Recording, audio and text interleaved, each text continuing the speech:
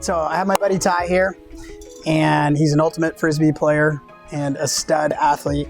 And this is kind of an example around where over-the-counter orthotic is not going to do the job and why we believe and consider a custom orthotic. So I'm going to ask Ty a couple questions, which I'm aware of, but like, talk to me about the last year. You've had a couple injuries. What have those injuries been? So I've pulled my hamstring twice. I've had some outer knee pain that's maybe IT band, and then I've also had some groin strains. Okay. And when you pulled your hamstring during games, sprinting? Both times it was during a game. And you're sprinting or cutting direction, change direction, or what? It was probably like 90%, not full sprint, but close to it. And then you also had this lateral knee pain. Was it on this knee again? Left knee. Okay. And we kind of deducted that we saw some hip limitations. Yeah. So in working with Ty, one of the first things we do, and we're looking at, say, knee pain or hamstring issues, is we're going to go above the knee joint to the hip and see what kind of hip motion we have. And we determined some limitations and gave him hip motion and mobility stuff. So hip flexor, IT band, piriformis stretches, all three-dimensional, so that we can move in 3 dimensions and get him moving. And what happened very quickly is when we mobilized this hip, the knee pain went away. Hamstring, I started going, why does this keep popping up? And so right away I thought, we need to look at this heel, and we need to look at his foot and see, because what happens when the foot isn't moving as well and we don't have nice translation, we can end up with some issues. So I'm gonna have Ty go through this assessment. I'm gonna show you what I look at and what I see and why we kind of think, hey, maybe an orthotic, or let's say it's not even orthotic, but we need a foot program for him to do to prevent injury. And I think if we have good feet that move right, less likely to have knee, hip, so on and so forth, right? So if you can just lay back on your back with your feet here. Whenever I'm looking at a foot and ankle complex, I'm gonna do the supine, which is like Ty is now, face up. I'm gonna have him prone, and then I'm gonna have him standing. So what I look at, and the analogy I use, is a teeter-totter. We have a teeter-totter at the rear foot, which is the heel, a teeter-totter at the forefoot, which is really 2 joints in the mid-tarsal joint, which is talar-navicular joint, this medial joint, and calcaneal cuboid joint, which is this outside joint. And I'm seeing and assessing the relationship between those teeter-totters so I can understand sequencing, timing, and I can understand position. So in a perfect world, when our heel is neutral, the front of our foot, our toes should also be neutral, meaning it should be flat and flat. Most people aren't. There's some sort of varus or some sort of valgus, okay? So when I'm looking at his heel, I'm gonna first just feel the motion, and I wanna see how much heel motion do I have? Is that teeter-totter tight and close to the ground, or is it moving a lot, okay? In his case, I feel like it's tight, and I'm kind of getting that sense. I'm gonna see what kind of dorsiflexion he has here, and then I'm gonna see inversion and eversion. And ultimately, like inverted position, he should have 10 more degrees, pretty darn tight. So I'm gonna start giving him that home program right away, mobility of the ankle.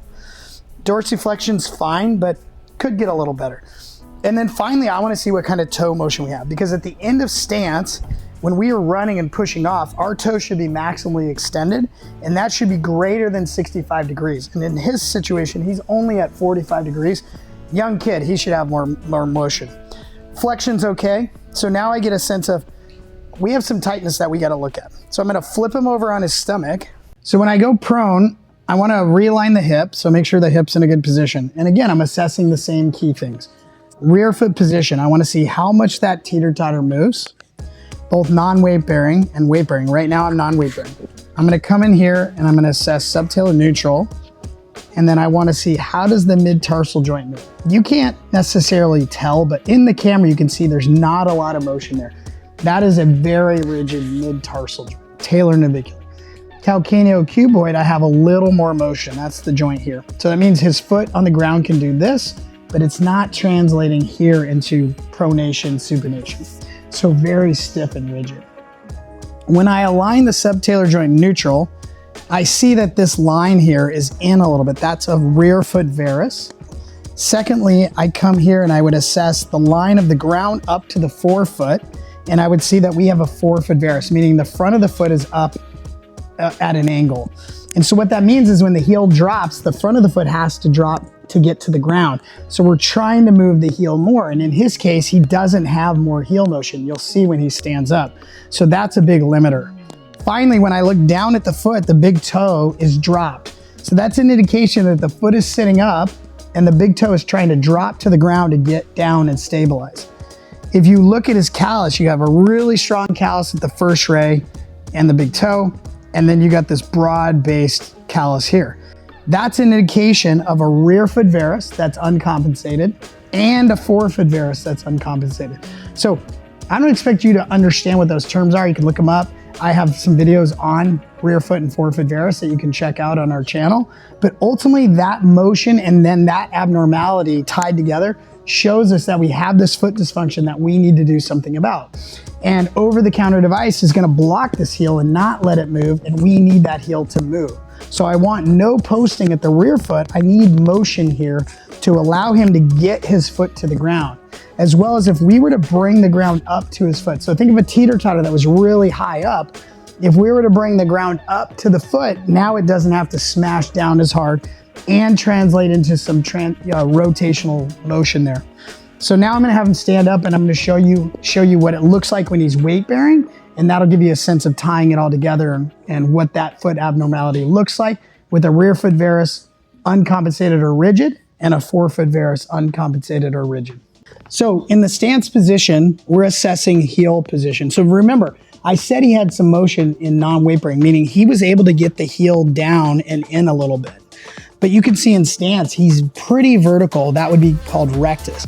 And when I ask him to pronate and supinate, move his feet down and in, you can see there's some motion there, but not a lot. That tells me that when his heel hits here in stance and he's in gait, running or walking, and he hits, he's trying to drop, he gets to neutral, and right now the front of his foot, that abnormality or deformity, varus angle, is up, meaning his big toe is not on the ground. So he has to compensate more, and you saw that tibial rotation. You can see the impact up the chain and how that will affect his hamstring now engaging sooner in the process. So we want to make sure that we bring something underneath the foot to prevent or stop that excessive rotation early in the process. Think about dominoes.